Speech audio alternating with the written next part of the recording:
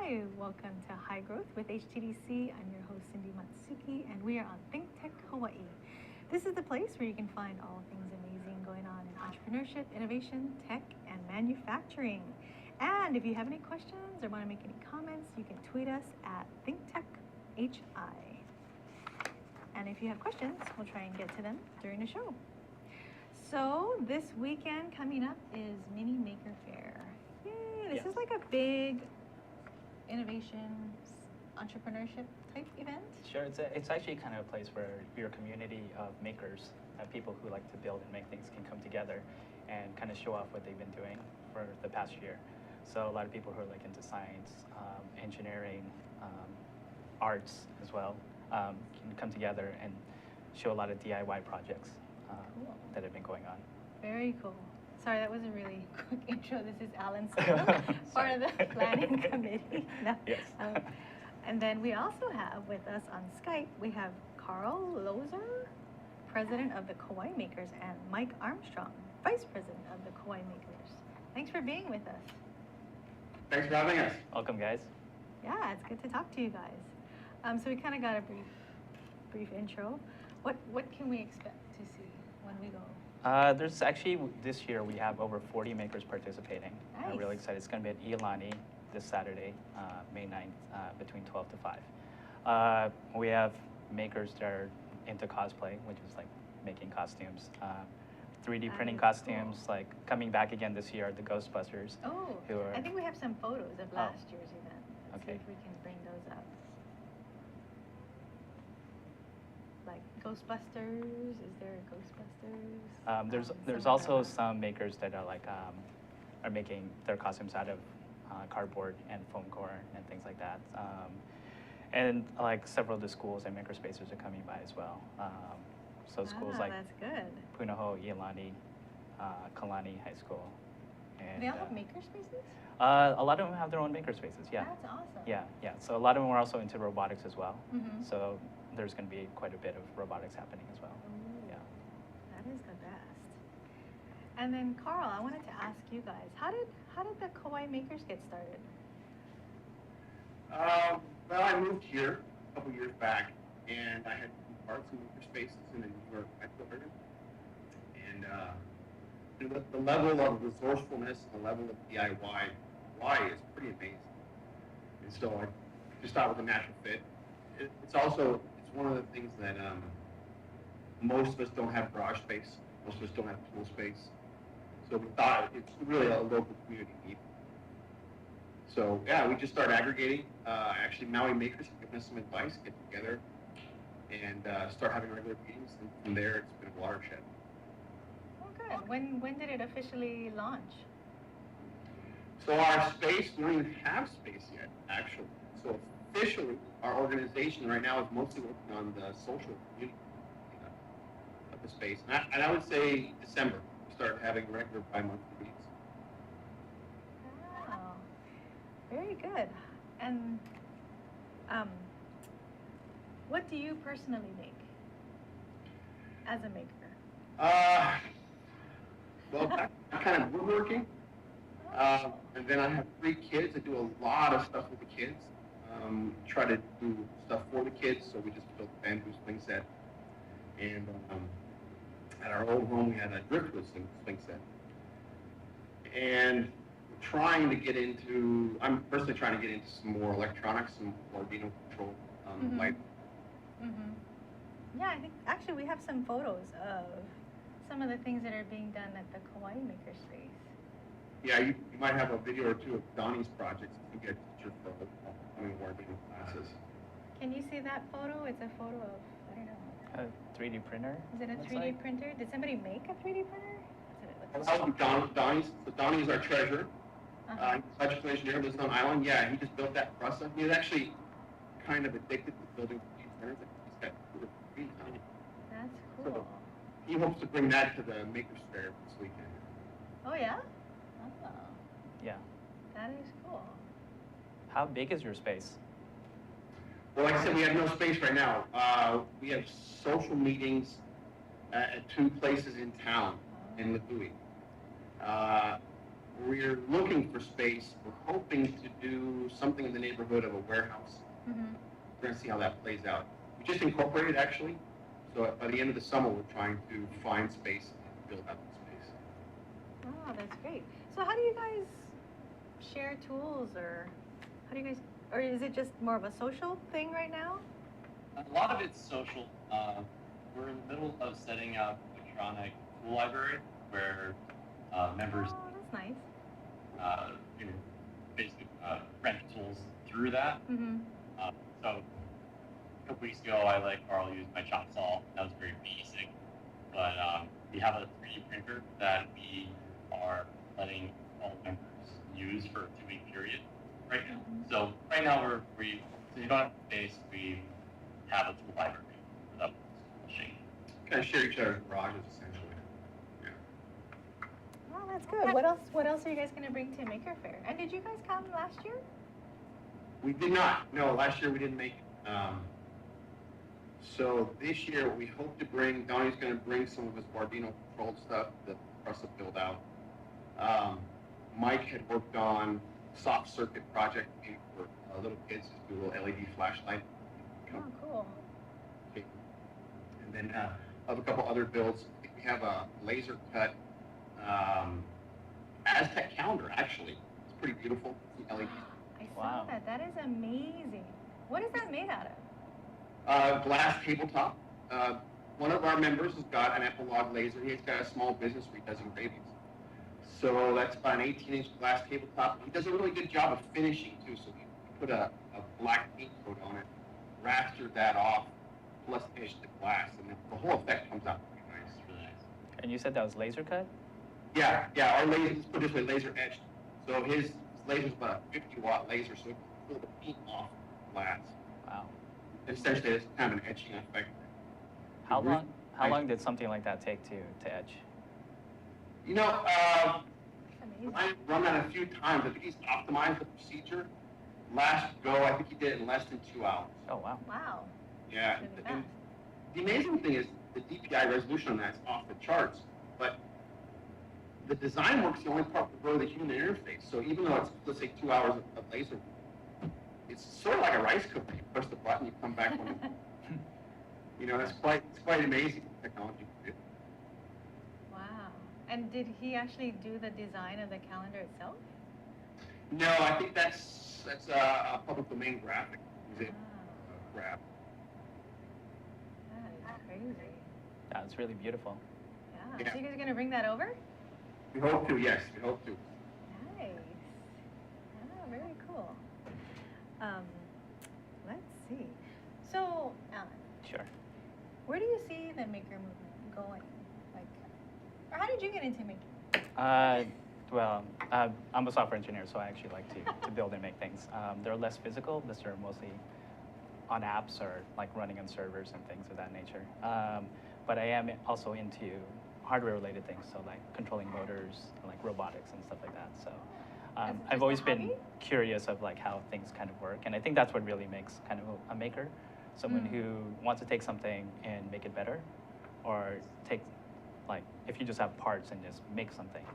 That's what basically kind of makes a maker. But it's also, a maker is also someone who likes to take something apart, like let's say a drone or something like that, and make it fly better or more stably and something like that. So I kind of see where right now everything's very much in consumer base, where we're buying things, but I also see where there's a movement of people who are very much interested in kind of like learning more and innovating on some of the things that they're learning from things that are currently out there. So more making your own. Yeah, especially with things like 3D printers, and they're coming down to a price point where it's like very affordable for people to actually design and build things. I think one of the, especially here in Hawaii, where like a lot of things are probably imported, if we can actually do things where we're printing a lot of, that would be like way down the road, but where you can print your own things and you just buy a design. And You like, think? You think that's way down the road? I wouldn't say it's way down the road, but like one of the things I do see with 3D printing is it's not as fast as like you would expect. Huh. I So mean, not it does like take a printing, while. but Yeah. It's not like being able to do like 30 pages Yeah. a minute or something like that. But one of the also the other things of like 3D printing is like the design portion is where like the hard part comes in. Printing is actually becoming easier, but coming up with the parts to print is actually the harder part. Like someone who can actually who has the expertise to be able to design and build it and know the constraints of the actual machine is actually probably the harder part to fulfill at this time.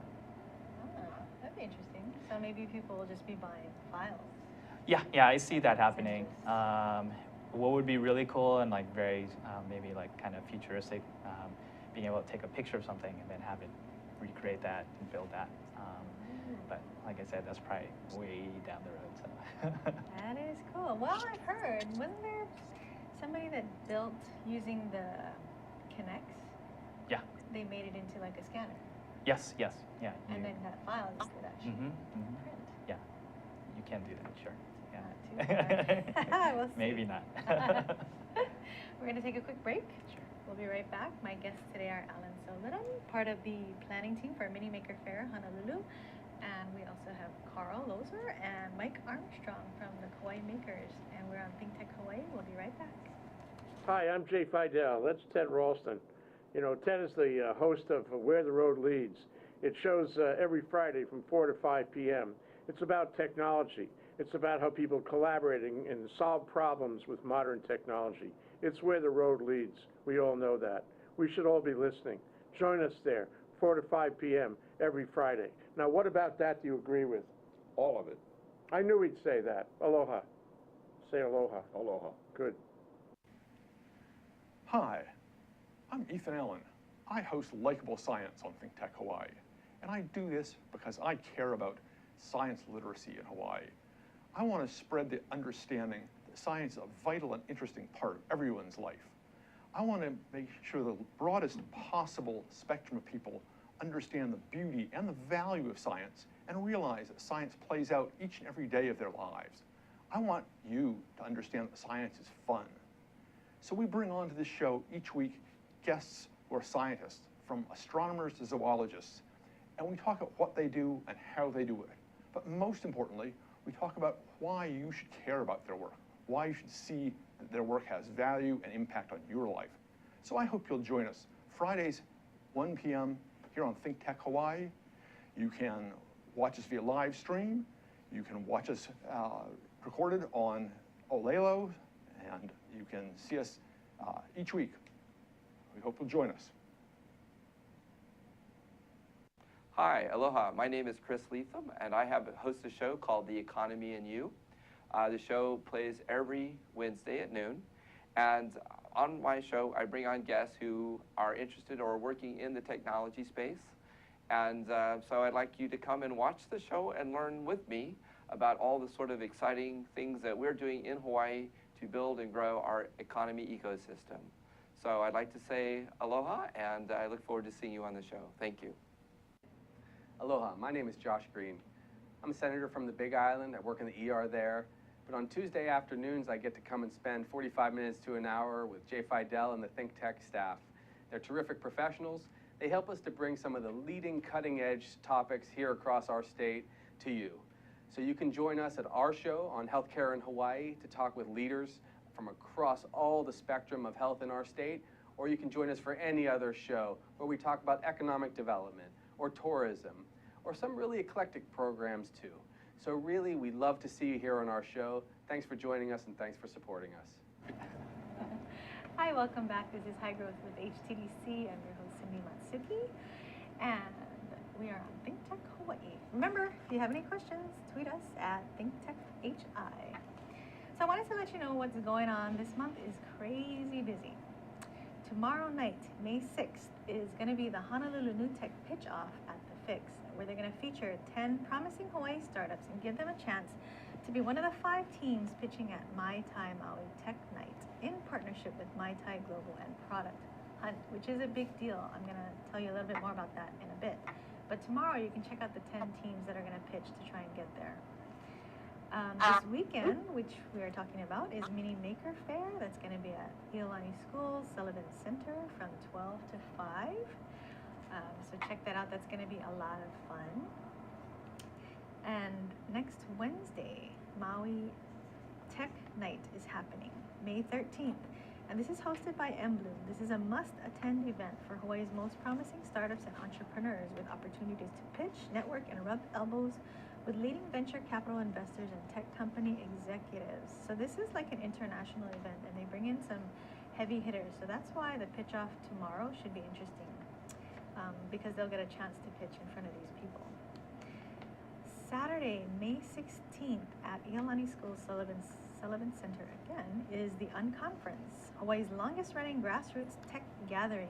Using an open grid format, the conference is attendee-driven, leading to more energetic and engaged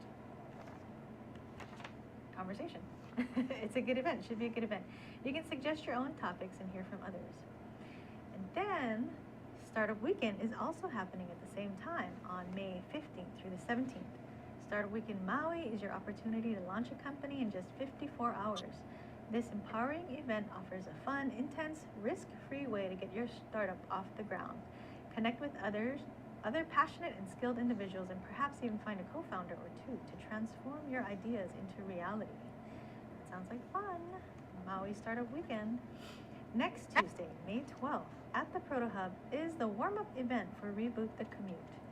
And we're having featured speakers Beth Osborne from Transportation America and Eric Sundquist from State Smart Transportation Initiative. They're both national experts in sustainable transportation policy and program development. Also featuring Mark Wong, Director of Department of Information and Technology at the City and County of Honolulu. The three of them will lead a discussion around critical transportation data gaps and how we in Hawaii may be able to fill these gaps, and just to help transportation in general. This warm-up leads to Reboot the Commute Design Challenge on May 22nd and 23rd at the Proto Hub. Reboot the Commute is a 2-day urban mobility challenge that brings together developers, UX designers, entrepreneurs, and creators who want to make the journey better for travelers. Solutions and opportunities for smart applications that can help solve some of Hawaii's most pressing transportation problems are at the heart of this hackathon-style event, where teams will compete to take their idea to prototype. Prizes will include cash, a chance to pitch at Startup Paradise Demo Day, as well as co-workspace membership for a month to help get your idea off the ground. For more information and registration, check out htdc.org. Woo! So that's a lot of stuff going on this month. A lot of events, yeah. A lot of great entrepreneurial type events. So I think it's good because it shows that there's a lot of things happening in our community. The fact that we have overlap in events actually is interesting too, because that means that we don't have enough time and there's so many things going on. So. And it's not just on Oahu too. Yes. It's on the neighbor islands, which is exciting too. Yeah. So, and we'll have to bring Startup Weekend to Kauai too. Yeah. So let's see, we were talking about the maker movement. And so the latest tech you think is a 3D printer, or? Well, for Maker Faire, like, I think 3D printers were pretty exciting. This year, we're excited to get drones, the drone community come out. Right. There's a lot of news around drones too. Yeah. And Good and bad. for our, there are definitely good and bad aspects, but that's true with a lot of technology, right? That's true. There's always going to That's be true. a negative aspect, but you're always hoping the positive will outweigh the negative. But they're actually going to be doing drone races and skill races on Iolani's baseball field, so that's going to be pretty exciting. That's the first time we're doing that this year. We wanted to do it last year, but this year we were able to secure the field. So Wow. there's about 3 drone groups coming out, and they're going to be flying and showing people what it's like There's to. actually 3 drone groups? There's a few, yeah, Wow. there's quite a few. There's probably more out there than you expect. Hawaii is a really good place for, I think, because of the beautiful scenery. So it's perfect for drone photography, which is a big use case for that. But what a lot of the drone guys do also is, like, we've had like hikers be lost. They've actually flown their drones out to try to help search for the find people. lost hikers. So that's one positive use of drones that people wouldn't expect, but something that you can do with the technology in a positive way. And then the races, are they just going to be things people can watch, or can you actually participate? It's mostly they have a sign up, so definitely we're not going to allow people just to go there and just fly. There could be issues with you know, you using the same frequency as someone else, so we don't want random drones flying all over the place. For the event, the drones are only allowed to fly on the field because we will have quite a few people out there, a lot of family and kids.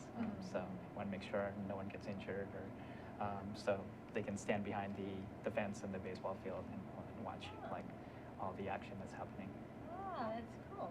Can you restrict the height on the, you know, so they don't fly over the fence? Is that something you can do with drones? Yeah, I definitely know control-wise you can, but in terms of if there's someone else who can prevent that from happening, I don't know. Other than maybe putting a big tent over it.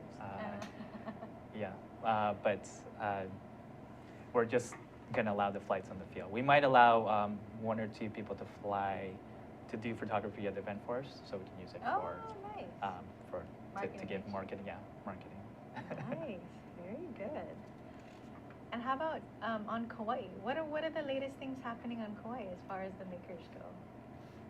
What do you guys see coming up? A lot of stuff going on. So there's actually Dr. Neil Scott coming over from Hilo Thursday.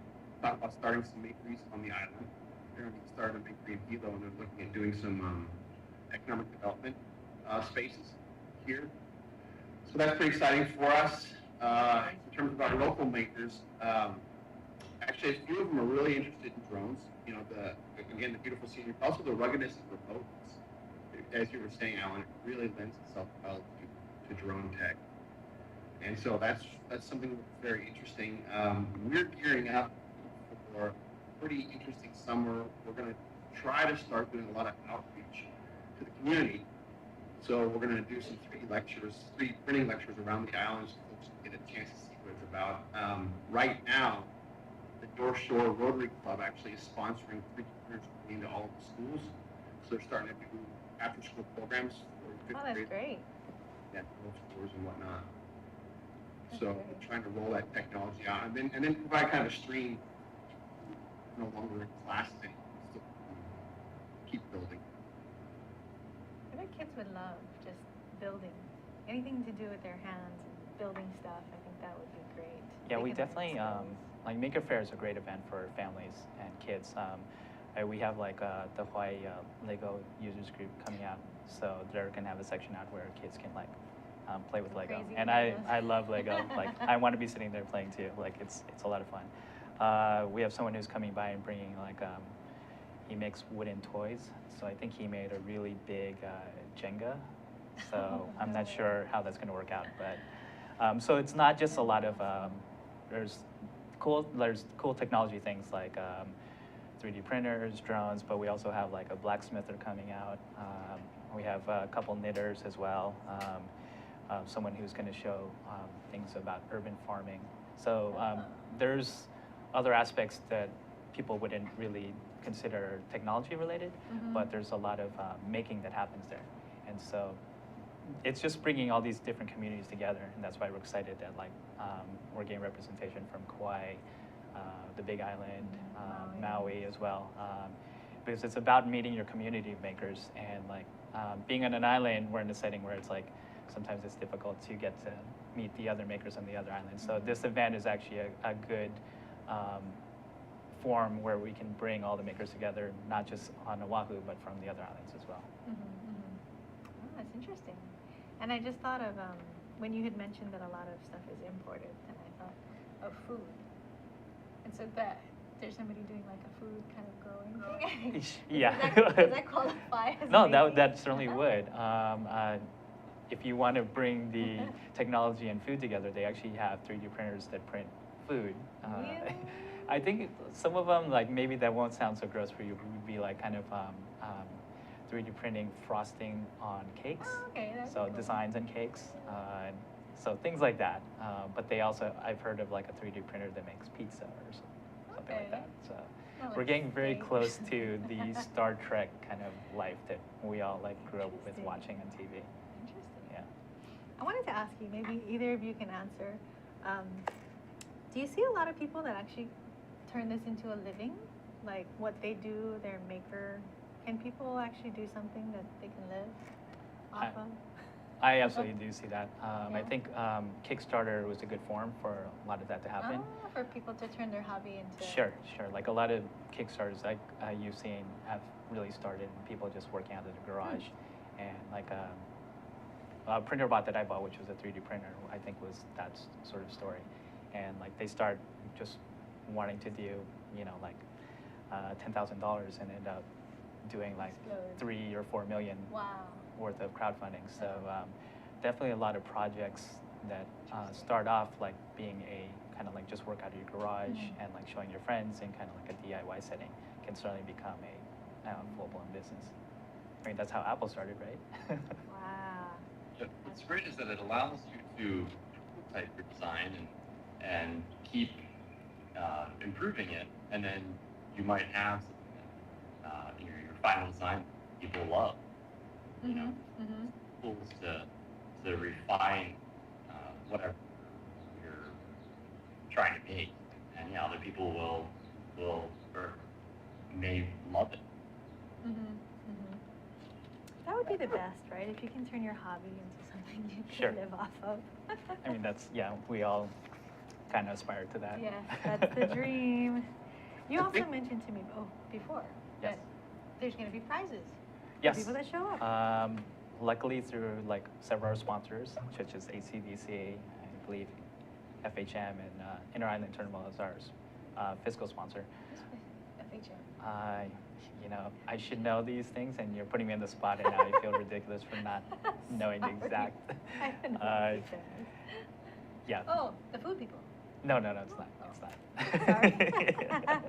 But some of the sponsorship we receive from them is going towards prizes that we're giving out during the event. So if you pre-register, if you get tickets you can go to HonoluluMakerFaire.com, and I believe we also have an Eventbrite set up, which is HNLMKF 2015, Eventbrite.com.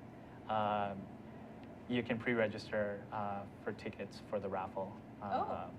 And like we have prizes of like, I guess they have BristleBots, which are robots made out of toothbrushes. Also like some soldering kits and like some Blinky badges that you can wear. So we have a few cool prizes.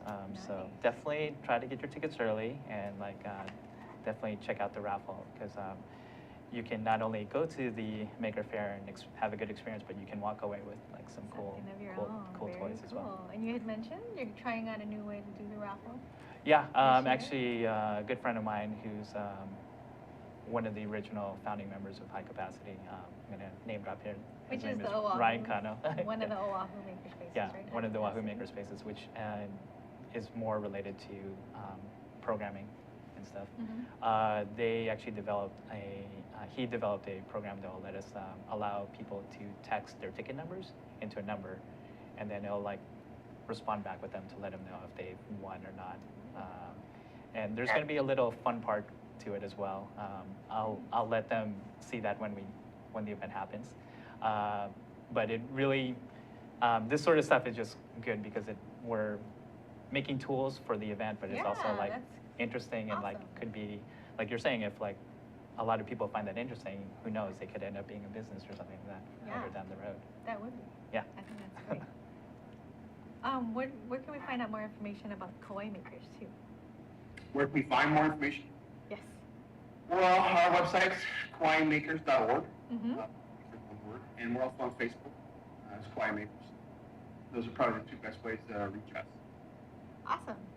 And did you guys want to have any last comments about the Maker Faire or Kauai Makers?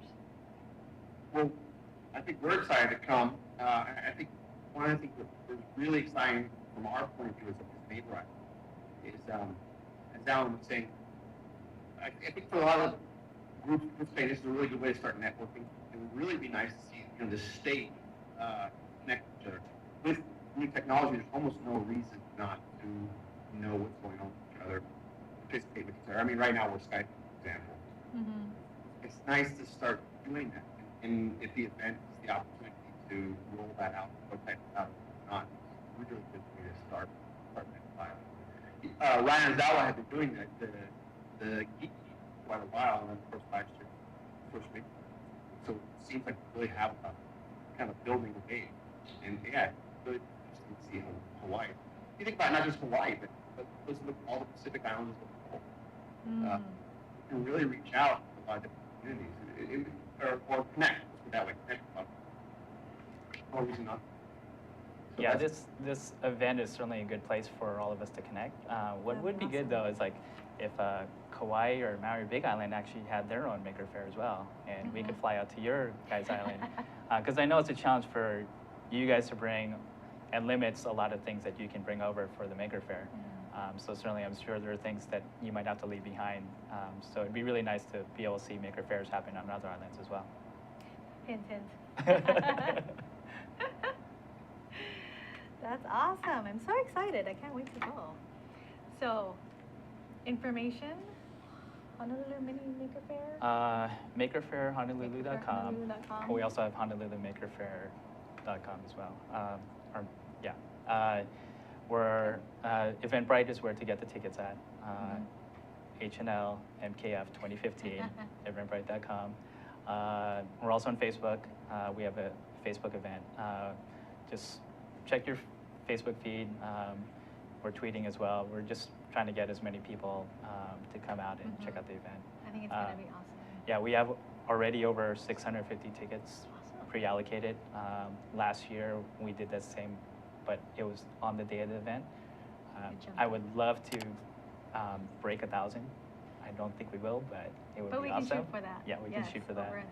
Oh, and I wanted to let you know too, I'm not sure if we did, but the governor's wife plans to attend. Oh, nice, nice, Yes, good. she is a principal at the school, so she's very interested in Oh, good. the homemaker education part. Yeah. But thank you so much for joining us today, Thank you. and thank you, Carl and Mike Thank from you. Kauai Makers. It was very good to talk to you guys, and we look forward to seeing you this weekend. Okay. Yeah. Thank you so much. Thank you, guys. Aloha. So